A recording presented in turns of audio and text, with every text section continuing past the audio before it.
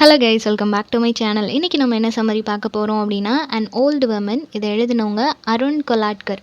இவர் ஒரு renowned Indian poet. இவர் வந்து மகாராஷ்டிராவில் பிறந்திருக்கிறாரு. So both Marathi and also English ரெண்டுலேயுமே இவர் வந்து போம்ஸ் ப்ரெசென்ட் பண்ணுவார். ஓகேவா? இவரோட போம்ஸ் எல்லாமே ஒரு வெர்சிட்டாலிட்டி அதில் நம்மளால் பார்க்க முடியும். மல்டிபிள் டைமென்ஷன்ஸில் அவரோட போம்ஸை வந்து ப்ரெசென்ட் பண்ணுவார். சொசைட்டியில் இருக்கக்கூடிய சிச்சுவேஷன்ஸ், பாவர்ட்டி எல்லாத்தையுமே எக்ஸ்பிளைன் பண்ணுற மாதிரி இருக்கும். ஓகேவா? ஸோ நிறையா அவார்ட்ஸ் கூட வின் பண்ணியிருக்கிறாரு. இந்த பர்டிகுலர் போம் இருக்கு இல்லையா, ஜெஜூரி அப்படின்னு சொல்லப்படுற இவரோட ஒரு கலெக்ஷனில் இன்க்ளூட் பண்ணியிருக்கிறாங்க. இந்த கலெக்ஷன் வந்து இவருக்கு ரொம்பவே ஃபேமஸான ஒரு கலெக்ஷன். ஏன்னா காமன்வெல்த் போயட்ரி ப்ரைஸ் வந்து இது 1977 வின் பண்ணியிருக்குது. இந்த பர்டிகுலர் போம் இதோட செட்டிங் அப்படின்னு பார்க்கும்போது இந்தியாவில் இருக்கிற ஒரு டெம்பிளுக்கு பக்கத்தில் இருக்கக்கூடிய ஒரு இடம். ஓகேவா? ஹார்ஷூ இந்த ஒரு கோவிலில் வந்து நடக்கிற மாதிரியான ஒரு இன்சிடெண்ட், ஒரு சிம்பிளான இன்சிடெண்ட். அது மூலமாக இந்தியாவில் ஏன்ஷியன் கண்டிஷனை வந்து ரிஃப்ளெக்ட் பண்ணுற மாதிரி எழுதியிருப்பாங்க. ஓகேவா? ஸோ இதில் வந்து ரொம்ப மினிமைஸ்டு லாங்குவேஜ், இதுதான் இவரோட ஸ்பெஷாலிட்டியே. போம்ஸ் எல்லாம் ரொம்ப டஃப்பாக இருக்காது, நம்ம ரீட் பண்ணுறதுக்கும் அண்டர்ஸ்டாண்ட் பண்ணிக்கிறதுக்கும் ஈஸியாக இருக்கிற மாதிரி தான் எழுதுவார். விஷுவலி அதோட டீட்டெயில்ஸ் ப்ரொவைட் பண்ணுறதா இருக்கட்டும், ட்ரெடிஷன் அண்ட் மாடர்னிட்டி ரெண்டையும் பேலன்ஸ் பண்ணுற மாதிரி எழுதியிருப்பார். ஓகேவா? ஸோ இதில் வந்து நிறைய சிம்பாலிசம்ஸ் யூஸ் பண்ணியிருக்கிறார். ஒரு மெட்டஃபரிக்கல் ஐடியாஸ் கொடுக்குற மாதிரி இருக்கும். ஸோ போம் லைன் டிஸ்கிரிப்ஷனில் கொடுத்துருக்குறேன், அதையும் ஃபாலோ பண்ணிக்கோங்க. இந்த போமில் ஃபுல்லாகவே யூ அப்படின்னு கொடுத்துருக்குறாங்க. ஸோ நம்ம வந்து இமேஜின் பண்ணிக்க முடியும். ஓகேவா? ஒரு போயட் வந்து நம்மக்கிட்ட நேரேட் பண்ணுறாங்க அப்படின்னா அதை நம்மளாக நினச்சி நம்ம இமேஜின் பண்ணோன்னா எப்படி இருக்குமோ அந்த மாதிரி தான் இந்த போமை வந்து எழுதியிருக்கிறாங்க. ஸோ நீங்கள் வந்து இதை கேட்கும்போதே நீங்கள் அந்த இடத்துல இருந்தால் எப்படி இருக்கும் அப்படின்னு சொல்லி நீங்கள் இமேஜின் பண்ணிக்கலாம். ஸோ எப்படி ஸ்டார்ட் பண்ணுறாங்க அப்படின்னா, ஒரு ஓல்டு விமன் வந்து உங்களோட ஸ்லீவை வந்து பிடிச்சிருக்கிறாங்க. ஓகேவா? உங்கள் ட்ரெஸ்ஸை அவங்க வந்து கிராப் பண்ணிக்கிறாங்க. ஏன்னா அவங்க வந்து ஏதோ ஒன்று அவங்களுக்கு தேவைப்படுது உங்ககிட்ட இருந்து. ஸோ அவங்க ஃபஸ்ட்டு அந்த ஸ்லீவை பிடிச்சதுக்கப்புறமா அவங்க கேட்குறாங்க, அவங்களுக்கு 50 பைசா வேணும் அப்படின்றத வந்து, அந்த காயின் வேணும் அப்படின்றத கேட்குறாங்க. இதுலேருந்து அவங்களோட அந்த கண்டிஷன், பாவர்ட்டி வந்து எந்த அளவுக்கு அவங்க வறுமையில் இருந்தால் சட்டையை பிடிச்சி அவங்க வந்து தயவு செஞ்சு தாங்க அப்படின்னு சொல்லி கேட்குறாங்கன்னா அவங்களோட கண்டிஷன் எவ்வளோ வேர்ஸ்ட்டாக இருக்கும் இல்லையா? ஸோ கோயிலுக்கு வந்தவங்க கிட்ட உங்ககிட்ட அவங்க கேட்குறாங்க. ஆனால் இவ்வளோ பாவர்ட்டிலையும் அவங்க வந்து இதை சும்மா வாங்க விரும்பலை. ஸோ அவங்க என்ன கேட்குறாங்க அப்படின்னா, நீங்கள் வந்து இந்த கோயிலை சுற்றி பார்க்குறதுக்கு நான் உங்களுக்கு ஹெல்ப் பண்ணுறேன். ஓகேவா? ஸோ அதுக்கு பதிலாக நீங்கள் இந்த 50 பைசாவை எனக்கு கொடுக்கணும் அப்படின்னு சொல்லி கேட்குறாங்க. பட் நீங்கள் வந்து ஆல்ரெடி இந்த கோயிலை சுற்றி பார்த்துருக்குறீங்க, எந்த இடத்துல என்ன இருக்குது எல்லாமே உங்களுக்கு தெரியும். இந்த கோவிலை பற்றி ஹிஸ்ட்ரியே உங்களுக்கு தெரியுது அப்படின்னாலுமே அந்த ஓல்டு விமன் வந்து கேட்கும்போது நமக்கு கொஞ்சம் டிஸ்டர்ப்டாக இருக்கும். நம்ம வந்து பார்க்க வேண்டாம், அவங்களுக்கு ஆஃபர் பண்ணுறதுக்கும் நம்ம ரெடியாக இல்லை அப்படின்றப்போ நம்ம வந்து இக்னோர் பண்ணணும்னு தான் நம்ம ட்ரை பண்ணுவோம் இல்லையா? இக்னோர் பண்ணிவிட்டு அங்கேருந்து போக ட்ரை பண்ணுறோம். அப்போது அந்த லேடி வந்து இன்னும் டைட்டாக நம்மளோட ஸ்லீவை வந்து இன்னும் டைட்டாக அவங்க பிடிச்சிருக்கிறாங்க, ஷர்ட்டை வந்து டைட்டாக பிடிச்சிருக்கிறாங்க. ஸோ இப்போ இதிலேருந்து என்ன தெரியுதுன்னா, அவங்க நம்மளை விடுறதா இல்லை அப்படின்றத வந்து சொல்கிறாங்க. ஓகேவா? ஸோ அவங்களுக்கு ஒரு விஷயம் தேவை. ஸோ அதை கொடுக்காத வரைக்கும் நீங்கள் இங்கேருந்து போகக்கூடாது அப்படின்ற மாதிரி அவங்க நம்மளை போக விட மாட்டுறாங்க. நம்மளோட ஷர்ட்டை வந்து ரொம்ப டைட்டாக, முன்னை விட ரொம்ப டைட்டாக பிடிச்சிருக்கிறாங்க. ஸோ நமக்கு தெரியாது இல்லையா, அவங்க எவ்வளோ ஓல்டு விமன் அப்படின்றது தெரியாது. ஜஸ்ட் அவங்களோட வாய்ஸ் மட்டும் நமக்கு கேட்குது.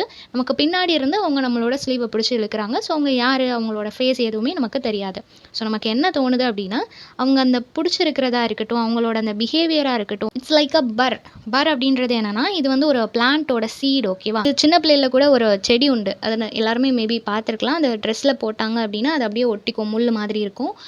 அந்த மாதிரி ஒரு பிளான்ட்டில் இருக்கக்கூடிய ஒரு சீடு, அது எப்படி நம்ம கிளாத்தில் பட்டுச்சுன்னா அப்படியே ஒட்டிக்குமோ, அதே மாதிரி இந்த லேடி வந்து நம்மளை விட மாட்றாங்க. அவங்களோட தேவை முடிகிற வரைக்கும் நம்மளை இந்த இடத்த விட்டு போக விட மாட்றாங்க அப்படின்னு சொல்லி ஒரு கம்பேரிசன் கொடுத்துருக்குறாங்க. ஓகேவா?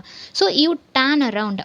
ஸோ இவ்வளோ நேரம் பின்னாடி இருந்து கேட்டுகிட்டே இருந்தவங்க யார் இவ்வளோ டிஸ்டர்ப் பண்ணுறது, போக விட மாட்றாங்களேன்னு சொல்லிட்டு அப்போ தான் அவங்க ஃபேஸை பார்க்கணுன்னே நமக்கு தோணுது. ஸோ நம்ம வந்து திரும்பி பார்க்குறோம். பார்த்த உடனே சரி ஓகே, அவங்க ரொம்ப எல்டர்லி பர்சன் அப்படின்றது நமக்கு தெரியுது. அவங்கள பார்த்த உடனே இதை வந்து இங்கேயே முடிச்சாகணும், இவங்களை வந்து இக்னோர் பண்ணணும் அப்படின்றதுல நம்ம ரொம்ப கான்ஷியஸாக இருக்கிறோம். இந்த கான்வர்சேஷனை இதோட கட் பண்ணிடணும், இவங்க இதுக்கப்புறம் நம்மளை டிஸ்டர்ப் பண்ணக்கூடாது அப்படின்ற மட்டும்தான் நம்ம மைண்டில் இருக்குது. ஓகேவா? நம்ம அந்த மைண்ட் செட்டில் தான் அவங்கள திரும்பி பார்க்குறோம். ஆனால் அவங்க அகெயின் நம்ம அவங்கள பார்த்த உடனே அவங்க என்ன கேட்குறாங்க அப்படின்னா, what else can an old women do on hills as wretched as these? So ஒரு ஓல்டு விமனால் இந்த ஒரு ஹில் சைடில் வேறு என்ன பண்ண முடியும் இல்லையா? அவங்களால வேறு எந்த ஒர்க்கும் பண்ணி அதனால் ஏர்ன் பண்ண முடியுமா அப்படின்னா, அதுக்கு அவங்க ஃபிசிக்கலி அண்ட் மென்டலி அவங்க ஸ்டேபிளாக இல்லை, ஸ்ட்ரென்த்து கிடையாது இல்லையா? இப்படி ஒரு ஓல்டு விமன் கேட்ட உடனே நமக்கு கண்டிப்பா ஒரு எம்பத்தி எல்லாருக்குள்ளேயும் ஒரு எம்பத்தி இருக்கும். அது ஏதோ ஒரு சிச்சுவேஷன்ல எவ்ளோ ரூடான பெர்சனா இருந்தாலும் வெளிய வரும் இல்லையா? அந்த மாதிரி நமக்கும் 1 செகண்ட் அது வந்து ஹிட் ஆகுது. இவ்ளோ கஷ்டப்பட்டுட்டு அந்த இடத்துல இருக்கிறாங்களே அப்படின்னு சொல்லிட்டு நம்ம வந்து அந்த ஸ்கைய எட்டி பார்க்குறோம். ஸோ அவங்களோட கண்ண நல்லா உத்து பார்க்கும்போது, அது ஒரு புல்லட் ஹோல்ஸ் மாதிரி இருக்கு அப்படின்றத சொல்றாங்க. புல்லட் ஹோல்ஸ் அப்படின்றது ரொம்ப ஆழமா இருக்கும் இல்லையா?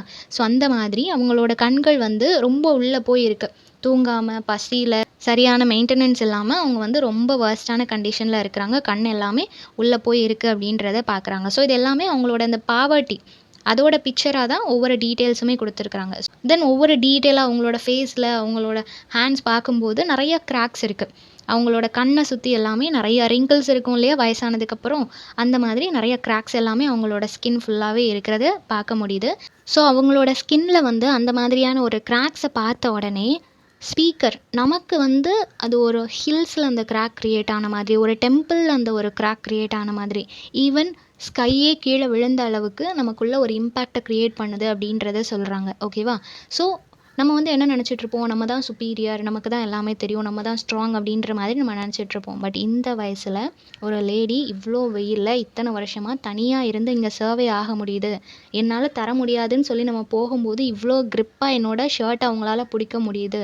அவங்களுக்கு வேணும் அப்படின்றதுக்காக அவங்களால இவ்ளோ ஸ்ட்ராங்கா நிக்க முடியுது அப்படின்னா, அவங்களுக்கு முன்னாடி நான் ஒண்ணுமே இல்ல அப்படின்ற ஒரு மென்டாலிட்டி வந்து நமக்கு கிரியேட் ஆகும் அப்படின்றத சொல்றாங்க. With a plate glass clatter. இதில என்ன சொல்றாங்க அப்படின்னா, இந்த கிளாஸ் வந்து யூசுவலா நல்லா ஸ்ட்ராங்கா ஒரு விண்டோக்கெல்லாம் போடுறதுக்கு வந்து யூஸ் பண்ணுவாங்க. ஓகேவா? ஸோ அந்த கிளாஸ் உடைஞ்சா என்ன மாதிரி ஒரு சவுண்ட கிரியேட் பண்ணுமோ, என்ன மாதிரி சடன் இம்பேக்ட் ஒண்ணு கிரியேட் பண்ணுமோ, அந்த மாதிரியான ஒரு இம்பேக்ட் வந்து இப்போ எனக்குள்ள கிரியேட் ஆயிருக்கு அப்படின்றத சொல்றாங்க. ஓகேவா? ஸோ நமக்குள்ள இருந்த அந்த ஒரு ஹெட் வெயிட் எல்லாமே 1 செகண்ட்ல உடைஞ்சிடுச்சு. இவங்கள இக்னோர் பண்ணணும்னு சொல்லிட்டு தான் நான் திரும்பினேன். பட் அவங்களோட ஃபேஸ், அவங்களோட அந்த ஃபீபிள் வாய்ஸ் இது எல்லாத்தையும் கேட்கும்போது, ஆல் ஆஃப் அ சடன் என்னோட கோவம், என்னோட அந்த ஒரு திமிரா இருக்கட்டும், எல்லாமே 1 செகண்ட்ல எல்லாமே வேனிஷ் ஆயிடுச்சு இல்லையா? ஒரு கிளாஸ் மாதிரி அது நொறுங்கி போயிடுச்சு இல்லையா? அத தான் சொல்றாங்க. ஸோ அவங்களோட அந்த ஒரு டிட்டர்மினேஷன், அந்த ஒரு ஸ்ட்ரென்த், ரெசிலியன்ஸ் இது எல்லாமே என்ன வந்து வேனிஷ் ஆக்கிடுச்சு. என்னோட எல்லா ஓவர் எமோஷன்ஸையுமே அது பேலன்ஸ் பண்ணிடுச்சு. அத வேனிஷ் ஆக்கிடுச்சு அப்படின்றத சொல்றாங்க. ஓகேவா? And you are reduced to so much small change in her hand. So the final லைன்ஸ்ல என்ன சொல்றாங்க அப்படின்னா, அவரோட பார் அப்படின்னு நெனச்சிட்டு இருந்தது கம்ப்ளீட்டா ரிவர்ஸ் ஆயிடுச்சு இல்லையா? இனிஷியலா அவர் என்ன நெனச்சிட்டு இருந்தாரோ, அவர் சுப்பீரியர்ன்னு நெனச்சிட்டு இருந்தாருன்னா, அந்த சுப்பீரியர்ன்னு நெனச்சிட்டு இருந்த அந்த தாட் வந்து at the end of the scene அது இல்ல அப்படின்றத அவரே ரியலைஸ் பண்ணிட்டாரு. ஸோ அந்த மாதிரி ஒரு சேஞ்ச வந்து அவங்களோட அந்த ஹேண்ட்ஸ் வந்து எனக்கு புரிய வச்சிருக்கு. அந்த ஒரு சேஞ்ச் எனக்குள்ள கொண்டு வந்திருக்கு அப்படின்றத சொல்றாங்க. ஸோ நம்ம வந்து எப்பலாம் ரொம்ப சுப்பீரியர், நம்மளால எல்லாமே முடியும் அப்படின்னு நெனைக்கிறோமோ, அப்போ வந்து நம்ம ரொம்ப வீக்குன்னு நெனைக்கிற ஒரு பெர்சன் நம்ம அப்படி கிடையாது அப்படின்றத நமக்கு ப்ரூவ் பண்ணுவாங்க. ஸோ ஒரு சிம்பிளான போம் அதில ஒரு டீப்பான எமோஷன கன்வே பண்ணியிருக்கிறாங்க. ஸோ இந்த சம்மரி எல்லாருக்கும் புரிஞ்சிருக்கும்னு நெனைக்கிறேன். நெக்ஸ்ட் என்ன டாபிக்ல வீடியோ போடலான்னு சொல்லி கமெண்ட் பண்ணுங்க. தேங்க் யூ ஃபார் வாட்சிங்.